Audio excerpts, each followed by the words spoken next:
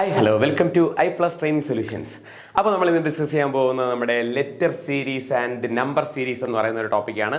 വളരെ സിമ്പിളായിട്ട് നമുക്ക് 3 മാർക്കോളം സ്കോർ ചെയ്യാൻ പറ്റുന്ന വളരെ ഈസി ആയിട്ടുള്ള ഒരു ടോപ്പിക്കാണ്. നമുക്ക് എന്താണ് ആ ടോപ്പിക്കിൽ നോക്കാം. ഓക്കെ, അപ്പോൾ ആദ്യം നമുക്ക് നോക്കേണ്ടത് ലെറ്റർ സീരീസ് എന്തെന്നാ അല്ലേ. ഒരു കോമ്പറ്റേറ്റീവ് എക്സാമിനെ സംബന്ധിച്ചിടത്തോളം നിങ്ങൾക്ക് ഏറ്റവും ഇമ്പോർട്ടൻ്റ് ആയിട്ട് നിങ്ങൾക്ക് ഏറ്റവും ഈസി ആയിട്ട് വരുന്ന ഒരു ഭാഗമാണ് നമ്മുടെ ഏതാ ലെറ്റർ സീരീസ്. കാരണം നിങ്ങൾക്ക് ഇതിൽ അറിയാനായിട്ട് ആകപ്പാട് ഒരേ ഒരു കാര്യമേ ഉള്ളൂ, ഏതാ മാത്രമാണ് നമ്മുടെ ആൽഫബറ്റിക്കൽ സീരീസ്. ഇത് മാത്രം അറിഞ്ഞാൽ ബാക്കി ഒന്നുമില്ല.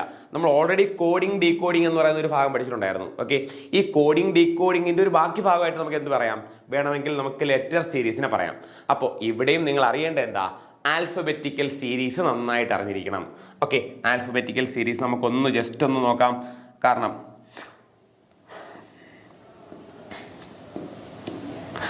ആൽഫബറ്റിക്കൽ സീരീസ് വരുമ്പോൾ നമുക്ക് ജസ്റ്റ് ആൽഫബറ്റും അറിയണം, അതേപോലെ തന്നെ അവന്മാരുടെ നമ്പേഴ്സും ഒന്ന് അറിയണം. ഓക്കെ, നോക്കാമല്ലോ, നോക്കാം.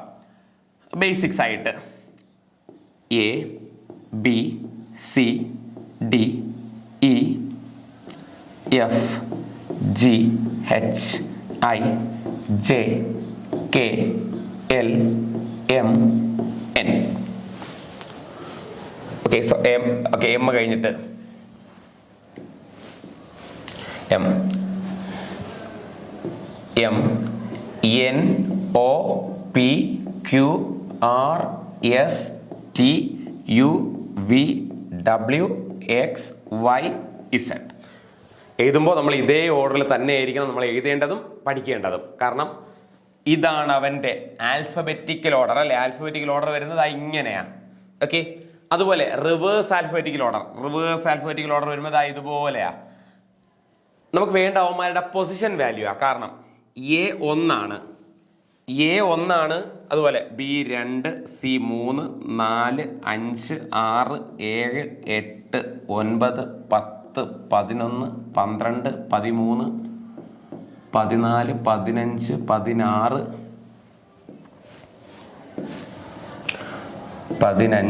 17, 18, 19, 20,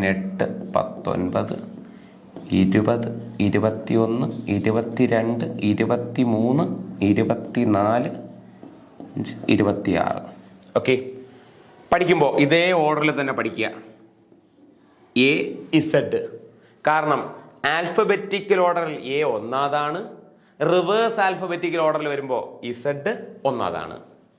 ആൽഫബറ്റിക്കൽ ഓർഡറിൽ എ ഒന്നാതാണ്, റിവേഴ്സ് ആൽഫബറ്റിക്കൽ ഓർഡറിൽ വരുമ്പോൾ ഇസഡ് ഒന്നാതാണ്. അല്ല, ആൽഫബറ്റിക്കൽ ഓർഡറിൽ വരുമ്പോൾ ഓക്കെ ഇസഡ് 26ാമതാണ്, റിവേഴ്സ് ആൽഫബറ്റിക്കൽ ഓർഡറിൽ വരുമ്പോൾ ഇസഡ് ഒന്നാമതാണ്. കേട്ടോ, ഇസഡിന്റെ ആൽഫബറ്റിക്കൽ ഓർഡർ ഇതും, എവന്റെ റിവേഴ്സ് ആൽഫബറ്റിക്കൽ ഓർഡർ എവനും, എന്റെ ആൽഫബറ്റിക്കൽ ഓർഡർ എവനും, എന്റെ റിവേഴ്സ് ആൽഫബറ്റിക്കൽ ഓർഡർ എവനും. അതേപോലെ തന്നെ നമുക്ക് നോക്കാം, ദേവന്മാരെല്ലാരെയും അറിയണം.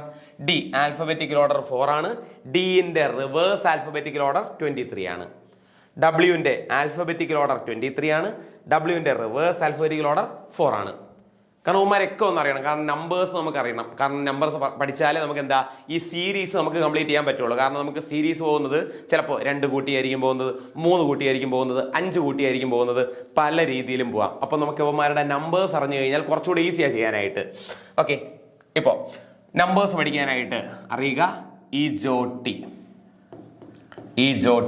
നമ്പേഴ്സ് പഠിക്കാനായിട്ട് ഇ 5 ആണ്, ജെ 10 ആണ്, ഒ 15 ആണ്, 20, 25. ഇ 5 ആണെന്ന് അറിയുകയാണെങ്കിൽ നമുക്ക് എഫ് ജി എച്ച് ഐ ഇത്ര ആൾക്കാരെ അറിയാൻ പറ്റുമല്ലോ, 5ൽ നിന്ന് കൂട്ടിയാൽ പോരെ. ജെ 10 ആണെന്ന് അറിയുകയാണെങ്കിൽ കെ എൽ എം എൻ അറിയാൻ പറ്റുമല്ലോ, ഈസിയാണ്. ഒ അറിയുകയാണെങ്കിൽ ക്യു ആർ എസ് ടി അറിയാൻ പറ്റുമല്ലോ അല്ലേ. അതുപോലെ ടി കഴിഞ്ഞാൽ യു വി ഡബ്ല്യു എക്സ് ഇത്ര അറിയാൻ പറ്റുമല്ലോ. വൈ കഴിഞ്ഞു കഴിഞ്ഞാൽ പിന്നെ ആരാ ഉള്ളത്, വൈ ഇസഡ് ലാസ്റ്റ്. അവ മാത്രമല്ലേ ഉള്ളൂ, വൈ കഴിഞ്ഞാൽ ഇസഡ് മാത്രമേ ഉള്ളൂ. ഈസിയാണ് അല്ലേ. അപ്പൊ നമ്പേഴ്സ് അറിയാനായിട്ട് ഇവന്മാരെ പഠിക്കുക. ഈ ജോട്ടി ഈ 5 ആണ്, ജെ 10 ആണ്, ഒ 15 ആണ്, ടി 20 ആണ്, വൈ 25 ആണ്. ഓക്കെ, അപ്പൊ ഇത് അറിയുന്നതുകൊണ്ടുള്ള ഗുണം എന്താ? ഇപ്പൊ ഇത് അറിയുന്നതുകൊണ്ടുള്ള ഗുണം എന്ന് പറയുന്നത് ഇപ്പൊ എങ്ങനെയാ, ഇപ്പൊ ഹെച്ചിന്റെ പൊസിഷൻ വാല്യൂ എന്ന് പറയുന്നത് 8 ആണ്. ഹെച്ചിന്റെ പൊസിഷൻ വാല്യൂ എന്ന് പറയുന്നത് 8 ആണ്. നമുക്കറിയാം L H related to L ആണെന്ന് വെച്ചോ. ഹെച്ച് എല്ലുമായിട്ട് റിലേറ്റഡ് ആണ്. ഹെച്ച് എല്ലുമായിട്ട് റിലേറ്റഡ് എന്ന് പറഞ്ഞു കഴിഞ്ഞാൽ ഹെച്ചിൽ നിന്ന് എല്ലിലോട്ട് പോയപ്പോൾ എത്രയാ? എല്ല് 12. എച്ച് എല്ലുമായിട്ട് റിലേറ്റഡ് ആണ്. അങ്ങനെയാണെങ്കിൽ ടി റിലേറ്റഡ് ടു ഹു ആയിരിക്കും നമ്മുടെ ചോദ്യം. ഇങ്ങനെയാണെന്ന് വെച്ചോ, എച്ച് റിലേറ്റഡ് ടു എൽ ആണ്. അങ്ങനെയാണെങ്കിൽ ടി റിലേറ്റഡ് ടു ആരാണ്? എച്ച് 8ൽ നിന്ന് എത്ര കൂട്ടിയപ്പോഴാ 12 ആയേ? 8ൽ നിന്ന് 4 കൂട്ടിയപ്പോഴാ 12 ആയേ ആണല്ലോ. അങ്ങനെയാണെങ്കിൽ ടി എന്ന് പറയുന്ന ആരാ? 20 അല്ലേ? 20യിലെയും കൂടെ എത്ര കൂട്ടണം? 4 കൂട്ടണം. അപ്പൊ എന്താ? 24. 24ൽ കിടക്കുന്ന ആളാരാ? 24ൽ കിടക്കുന്ന ആള് എക്സ്. ക്ലിയർ? അപ്പോ എവൻ എൽ ആണ് എങ്കിൽ ടി ആരാ റിലേറ്റ് ചെയ്തിട്ടുള്ള? എക്സ് ആണ്. കാരണം 20 റിലേറ്റഡ് ടു 20 അല്ലെ? 20+4 എന്ന് പറയുന്നത് 24 ആണ്. അങ്ങനെ വെച്ച് നമുക്ക് എടുക്കാം. അപ്പോ കുറയാണെങ്കിലോ? ഇപ്പോ നമുക്ക് തിരിച്ച് കുറയായിരിക്കും. എന്ന് വെച്ചാൽ ഇപ്പോ എച്ച് റിലേറ്റഡ് ടു ഇ ആണ്. അങ്ങനെയാണെങ്കിൽ എസ് റിലേറ്റഡ് ടു ഹു? ഇങ്ങനെയായിരിക്കും ചോദ്യം അല്ലെ? എച്ച് ഇയുമായിട്ട് റിലേറ്റഡ് ആണ്. അങ്ങനെയാണെങ്കിൽ എസ് ആരുമായിട്ടാണ്? ഓക്കെ. അപ്പോൾ നമുക്കറിയാം ഹെച്ചിന്റെ പൊസിഷൻ വാല്യൂ അറിയാമെങ്കിൽ നമുക്ക് കുറച്ചുകൂടി ഈസിയാണ് കണ്ടുപിടിക്കാൻ. ഹെച്ചിന്റെ പൊസിഷൻ വാല്യൂ എത്രയാ? 8. ഇൻ്റെയോ 5. അങ്ങനെയാണെങ്കിൽ 8ൽ നിന്ന് എന്ത് ചെയ്തപ്പോഴാണ് 5ലോട്ട് വന്നേ? ഒരു 3 കുറച്ചപ്പോഴാണോ? അങ്ങനെയാണെങ്കിൽ എസിന്റെ പൊസിഷൻ വാല്യൂ എത്രയാ? 19. 19ൽ നിന്ന് നമ്മൾ എത്ര കുറയ്ക്കണം? 3 കുറയ്ക്കണമല്ലോ. അപ്പൊ എന്താവും? 16 ആകും. 16 ആവുമ്പോ അതെന്താവൂടാ? 16 പൊസിഷൻ വാല്യൂ ആരുടെയാ? 16 എന്ന് പറയുന്നത് പിന്റെയാ. ഈസി കണ്ടോ? അപ്പൊ പൊസിഷൻ വാല്യൂ നമുക്ക് അറിയാമെങ്കിൽ നമുക്ക് ഇതുപോലെ റിലേറ്റ് ചെയ്തിരിക്കുന്നവന്മാരെ കണ്ടുപിടിക്കാൻ കുറച്ചുകൂടി ഈസി അല്ലെ? ഇത്ര കൂട്ടണം എന്നൊക്കെ കണ്ടു കഴിഞ്ഞാൽ, കൂട്ടാനാണെങ്കിൽ നിങ്ങൾക്ക് കുഴപ്പമൊന്നുമില്ല. ഇപ്പൊ പൊസിഷൻ വാല്യൂ അറിഞ്ഞില്ലെങ്കിൽ നിങ്ങൾക്ക് കുഴപ്പമൊന്നുമില്ല. നിങ്ങൾക്ക് എന്ത് ചെയ്താൽ മതി? കാരണം എച്ച് കഴിഞ്ഞാൽ പിന്നെ ആരാ ഉള്ളേ? എൽ അല്ലേ? H I J K L 4 കൂട്ടി. എച്ച് കഴിഞ്ഞാൽ അല്ലെ? J H I J K L 4 കൂട്ടിയാൽ മതി. അങ്ങനെയാണെങ്കിൽ ടി കഴിഞ്ഞു കഴിഞ്ഞാൽ 4 കൂട്ടണ്ടേ? T U V W X. പക്ഷെ ഇത് ആൽഫബറ്റിക് സീരീസിൽ അങ്ങോട്ട് പോവുകയാണെങ്കിൽ ഓക്കെയാ. പക്ഷെ നമുക്ക് റിവേഴ്സ് ആൽഫബറ്റിക്കൽ ഓർഡർ പറയാൻ അത്ര എളുപ്പമാണോ? അല്ല. റിവേഴ്സ് എടുക്കുമ്പോൾ നമ്പേഴ്സ് ഉണ്ടെങ്കിൽ ആ കുറച്ചുകൂടെ എളുപ്പം. കാരണം നമുക്ക് എച്ചിൽ നിന്ന് ഇയിലോട്ട് പോകണം, ബാക്കിലോട്ട് പോകണം. ബാക്കിലോട്ട് പറയാൻ കുറച്ച് പാടല്ലേ അല്ലെ? അപ്പോൾ ഇവിടെ നിന്നും ബാക്കിലോട്ട് പറയാൻ കുറച്ച് പാടല്ലേ? അപ്പൊ ബാക്കിലോട്ട് എടുക്കണമെങ്കിൽ നമുക്ക് അവിടെ എന്താ? പൊസിഷൻ വാല്യൂ അറിയാമെങ്കിൽ കുറച്ചുകൂടെ ഈസിയാ. പക്ഷെ നമുക്ക് ആൽഫബറ്റിക്കൽ ഓർഡർ പറയാനാണെങ്കിലോ? ഇല്ല, നിങ്ങൾ ആൽഫബറ്റിക്കൽ സീരീസ് പഠിച്ചാൽ മതി. അതേ സാധനം പഠിച്ചാൽ അല്ലേ? ആൽഫബറ്റിക്കൽ ഓർഡർ പഠിച്ചു കഴിഞ്ഞാൽ ഒരു കുഴപ്പമില്ല. ഓർഡർ നിങ്ങൾക്ക് കൃത്യമായിട്ട് പെട്ടെന്ന് പറയാൻ പറ്റിക്കഴിഞ്ഞാൽ നിങ്ങൾ നമ്പേഴ്സ് പഠിക്കേണ്ട കാര്യമില്ല. പക്ഷെ നമ്മൾക്ക് തിരിച്ചു പറയണമെങ്കിൽ, റിവേഴ്സ് എടുക്കണമെങ്കിൽ, അല്ലെങ്കിൽ ബാക്കിലോട്ട് പറയണമെങ്കിൽ, അപ്പോൾ നിങ്ങൾക്ക് നമ്പേഴ്സ് അറിയാമെങ്കിൽ നമുക്ക് എന്ത് ചെയ്യാം? ഇതുപോലെ കുറച്ചിട്ട് അവൻ്റെ കണ്ടുപിടിച്ചിട്ട് അത് പെട്ടെന്ന് അങ്ങ് എടുക്കാം. ഒരു കുഴപ്പമില്ല, ഈസിയാണ്. Okay, clear? അപ്പോൾ ഇത് ജസ്റ്റ് പറഞ്ഞുള്ളൂ. ഇതുപോലെയൊന്നും അല്ല ചോദ്യങ്ങൾ. പക്ഷെ നമുക്ക് ഇതിലൊന്ന് ഇത്ര കൂട്ടണം, ഇതിലൊന്ന് ഇത്ര കുറയ്ക്കണം, അങ്ങനെ പറഞ്ഞായിരിക്കും നമ്മുടെ ചോദ്യങ്ങളൊക്കെ ഉള്ളത്. അപ്പോൾ യവന ബേസിക്സ് ആയിട്ട് അറിഞ്ഞിരിക്കുക. ഓക്കെ. ഇപ്പോൾ എന്റെ റിവേഴ്സ് ഓർഡറിൽ കിടക്കുന്ന ആരാ? ഇസഡ് ആണ്. ചില സമയത്ത് നമുക്ക് ചോദ്യം വരാം, എ ഇസഡ് ആണ്, സി എക്സ് ആണ്. അങ്ങനെയാണെങ്കിൽ എഫ് എന്തായിരിക്കും? എ ഇസഡ് ആണ്, ബി വൈ യു ആണ്. അങ്ങനെയാണെങ്കിൽ എഫ് എന്തായിരിക്കും? എഫ് എന്ന് പറയുന്നത് യു ആയിരിക്കും. കാരണം ഓമാരെന്താ? റിവേഴ്സിൽ കിടക്കുന്ന ആൾക്കാരാ. അങ്ങനെ പല രീതിയിൽ നമുക്ക് ചോദ്യം ചോദിക്കാം. കാരണം ഇത് കോഡിങ് ഡീകോഡിങ് എന്ന് പറയുന്നതിന്റെ മറ്റൊരു ഭാഗമായിട്ടാണ് നമുക്ക് എന്ത് വരുന്നത്? ഈ ലെറ്റർ സീരീസ് അതുപോലെ നമ്മുടെ നമ്പർ സീരീസും വരുന്നത്. ഒരേപോലെയാണ്, ലെറ്ററും നമ്പറും ഒരേപോലെയാണ് നമുക്കുള്ള ഏതാണ്ട് എല്ലാ ചോദ്യവും. ഓക്കെ, നമുക്ക് നോക്കാം. അങ്ങനെയാണെങ്കിൽ ഇനി എങ്ങനെയാണ് നമ്മുടെ ലെറ്റർ സീരീസിന്റെ ക്വസ്റ്റ്യൻ വന്ന് കിടക്കുന്നത് നമുക്കൊന്ന് നോക്കാം. ഓക്കെ,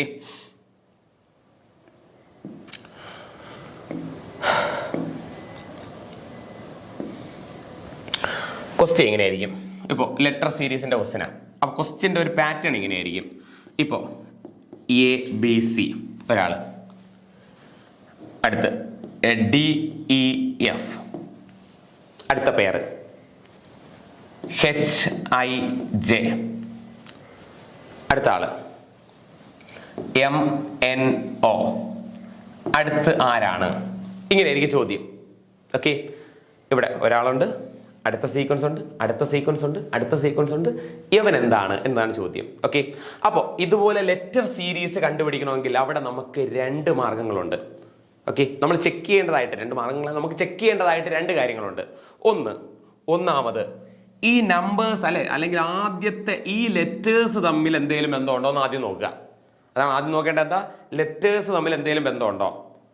രണ്ടാമത് നോക്കേണ്ടത് യവനും തമ്മിലുള്ള ബന്ധമാണ് രണ്ടാമത് നോക്കേണ്ടത്. ആദ്യം നമ്മൾ നോക്കേണ്ടത് യവന്മാർ തമ്മിൽ എന്തെങ്കിലും ബന്ധമുണ്ടോ, ഇതിൽ നിന്നാണോ അത് പോയിട്ടുള്ളത്, അങ്ങനെയാ ഒന്നാമത് നോക്കേണ്ടത്.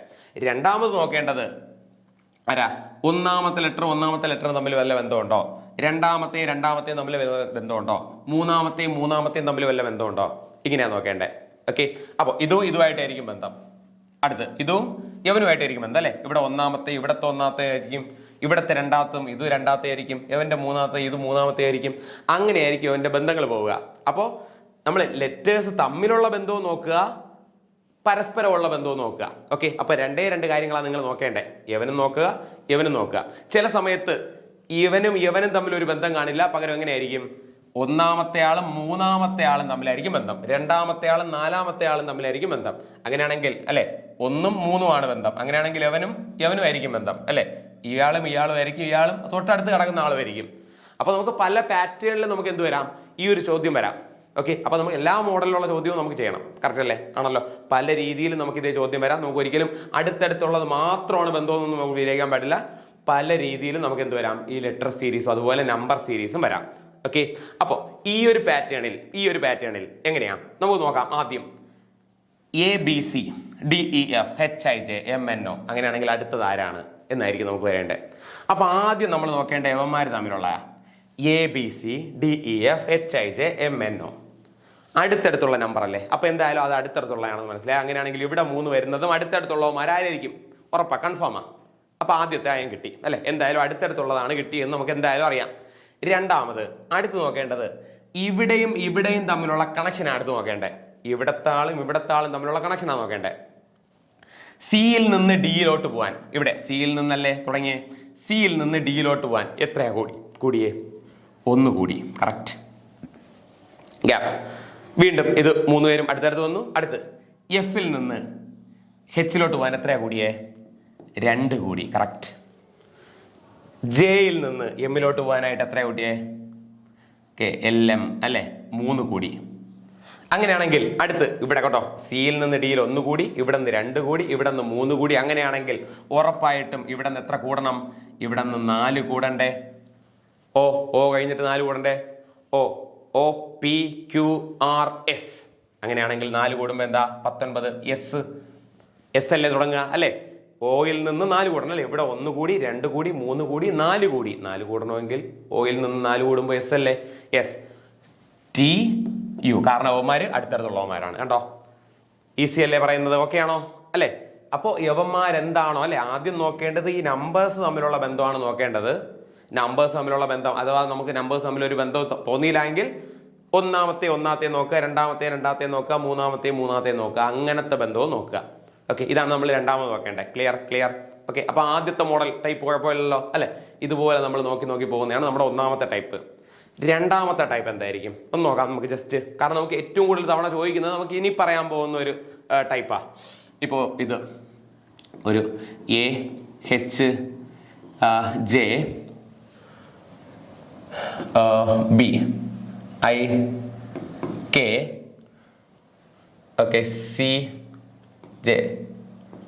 CJL. അങ്ങനെയാണെങ്കിൽ ഇത് വാട്ട്, നാലാമത്തവൻ ആരാണ്? ഓക്കെ, ഇവിടെ AHJ വല്ല എന്തെങ്കിലും ബന്ധമായിട്ട് തോന്നുന്നുണ്ടോ? കുറച്ച് വലിയ ആൾക്കാരല്ലേ അല്ലേ, കുറച്ച് വലിയ ആൾക്കാരല്ലേ.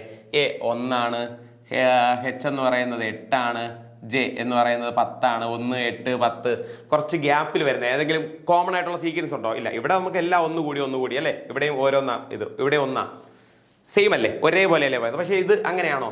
അല്ല. അപ്പൊ യവന്മാര് തമ്മിൽ എന്തായാലും ബന്ധമില്ല അല്ലെ. യവന്മാര് തമ്മിൽ എന്തായാലും ബന്ധമില്ല. പകരം എങ്ങനെയായിരിക്കും? ഇയാളും തമ്മിലായിരിക്കും ബന്ധം. അപ്പൊ ഇയാളും തമ്മിലായിരിക്കും ബന്ധം. അങ്ങനെയാണ് പോകുന്നത് അല്ലെ. അപ്പൊ നമ്മൾ 2 രീതി നോക്കണം, എല്ലാം നോക്കണം. യവന്മാര് തമ്മിലുള്ള ബന്ധവും നോക്കണം, തമ്മിലുള്ള ബന്ധവും നോക്കണം. ഈ തമ്മിലുള്ള ബന്ധം നോക്കുമ്പോൾ എങ്ങനെയാ നോക്കുന്നത്?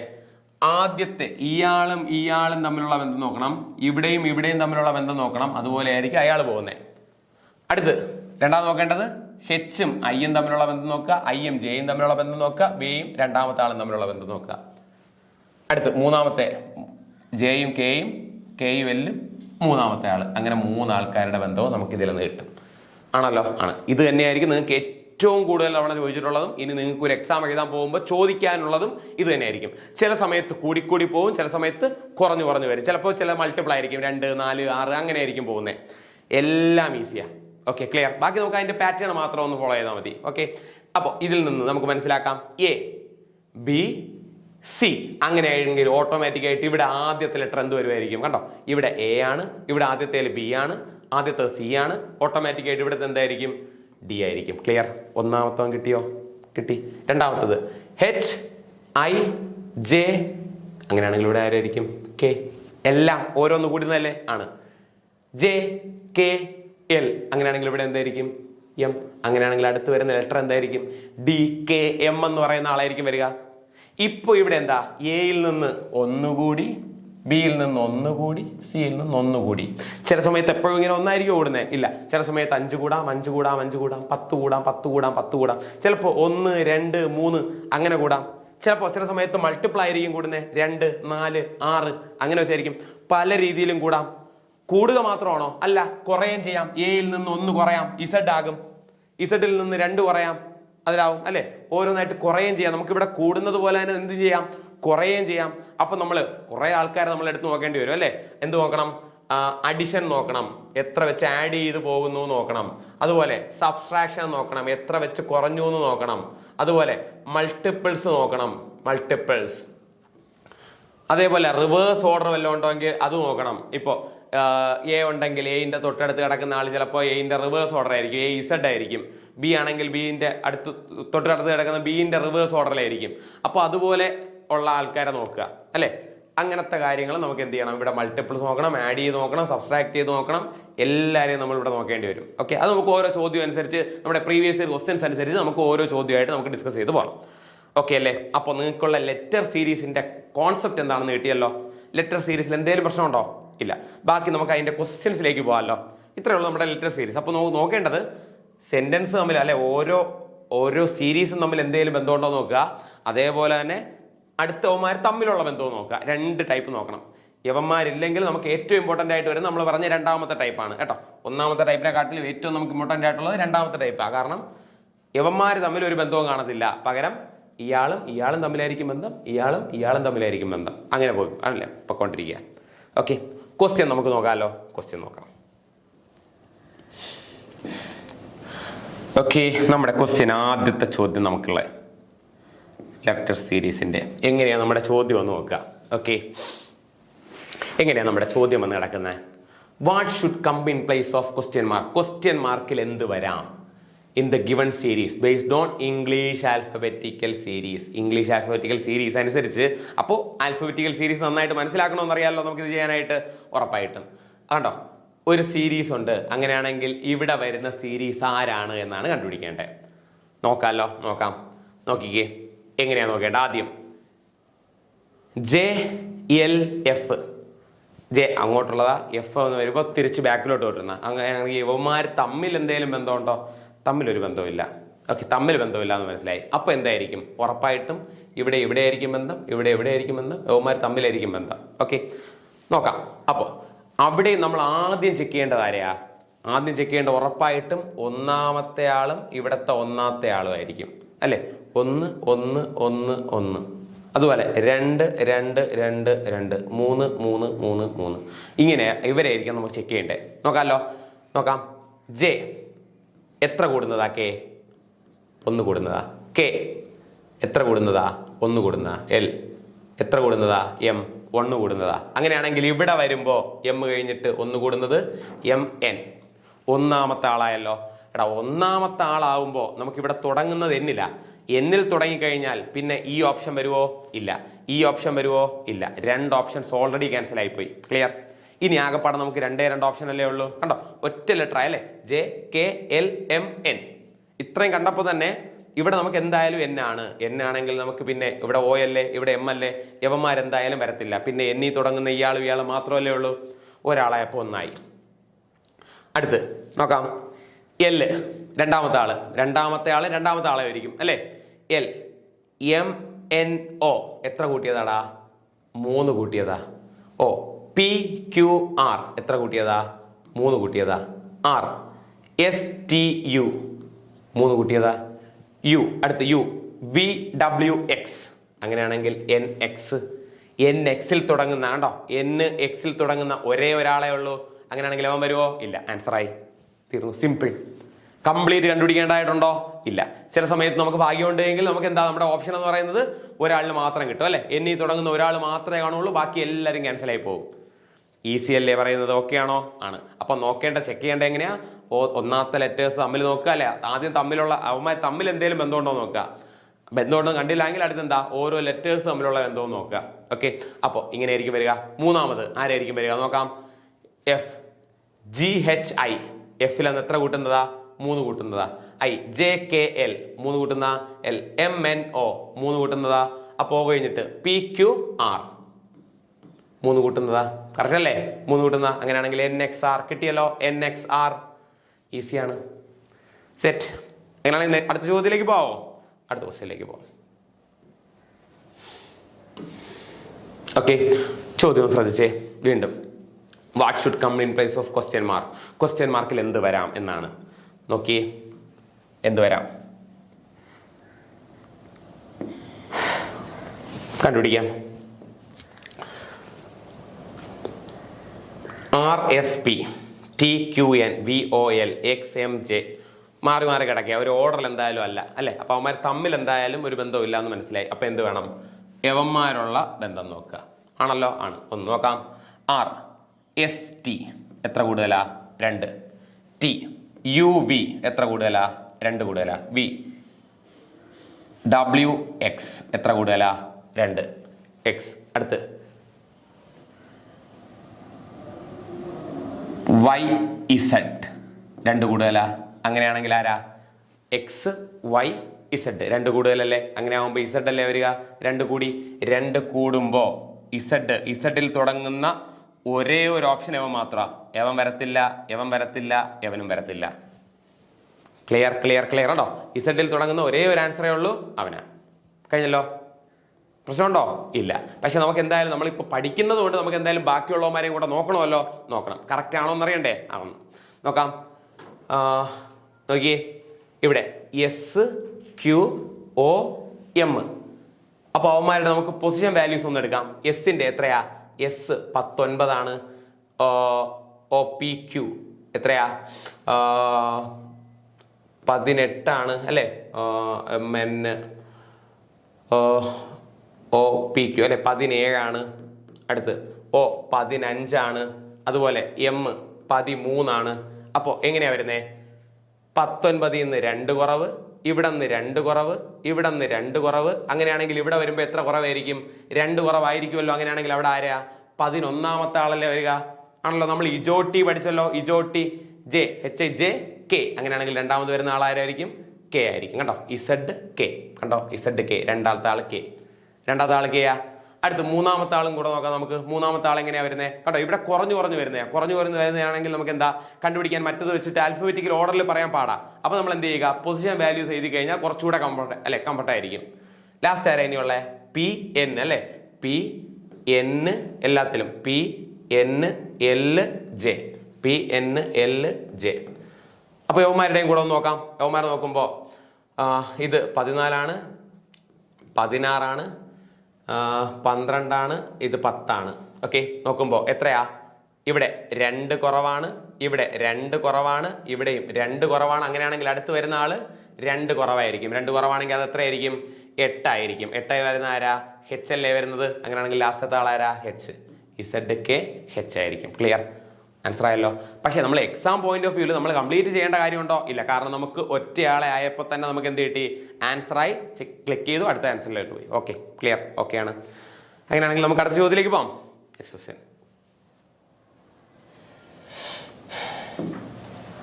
ഓക്കെ,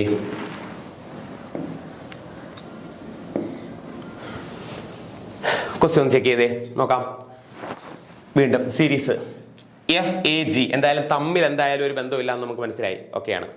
രണ്ടാമത് G A F. Okay, H A I I H എന്തായാലും അങ്ങോട്ടും കൂടിയും കുറഞ്ഞും ആ പോകുന്നത്. അപ്പൊ എന്തായാലും തമ്മിലുള്ള ബന്ധമല്ല. അപ്പൊ നമ്മൾ നോക്കേണ്ടത് ഏതാ? നമ്മൾ അവന്മാരുള്ള ബന്ധം അല്ലെ? ഒന്നാമത്തെ ആളും രണ്ടാമത്തെ ആളും തമ്മിലുള്ള ബന്ധമാണ് നോക്കേണ്ടത്. അപ്പോൾ എപ്പോഴും നമ്മൾ എടുക്കേണ്ട ആദ്യത്തെ ആളും തമ്മിലുള്ള ഇതാ എടുക്കേണ്ടത്. എഫ് ജി എച്ച് ഐ ആണല്ലോ. എഫ് ജി എച്ച് ഐ നോക്കാം. എത്ര കൂടുതലാ? F G H I. ഒന്ന് കൂടുതലല്ലേ? എല്ലാം ഒന്ന് കൂടുതലല്ലേ? ഐ. അങ്ങനെയാണെങ്കിൽ ഒന്ന് കൂടുതൽ എച്ച് ഐ ജെ ആയിരിക്കും. അപ്പോൾ ജെയിൽ തുടങ്ങുന്ന ഓപ്ഷൻ എവനും ഉണ്ട്. അങ്ങനെയാണെങ്കിൽ എവനല്ല. 2 ഓപ്ഷൻ ഇപ്പേ പോയില്ലേ? ഇനി 2 ഓപ്ഷൻ അല്ലേ ഉള്ളൂ. നോക്കാം. രണ്ടാമത് എ എ എ എ. അങ്ങനെയാണെങ്കിൽ ഉറപ്പായിട്ടും ഇവിടെ വരുന്ന ആളും എ തന്നെ ആയിരിക്കും. രണ്ടാമത് എ എല്ലാത്തിലും ഉണ്ട്. ഓക്കെ, അപ്പോൾ എന്തായാലും കളയാൻ പറ്റില്ല, കാരണം ഇവിടെ എ ഉണ്ട്, ഇവിടെ എ ഉണ്ട്, ഏത് വേണമെങ്കിലും വരാം. മൂന്നാമത്തെ ആരാ? ജി എഫ് ഐ എച്ച് അല്ലേ? G F I H. നോക്കാം എങ്ങനെയാ അവന്മാർ വരുന്നതെന്ന്. എഫ് ഓക്കെ നോക്കാം. ജി എത്രയാന്ന് നോക്കാം. ഈ ജി എന്ന് പറയുന്നത് 7 ആണ്, എഫ് എന്ന് പറയുന്നത് 6 ആണ്, ഐ 9 ആണ്, എച്ച് 8 ആണ്.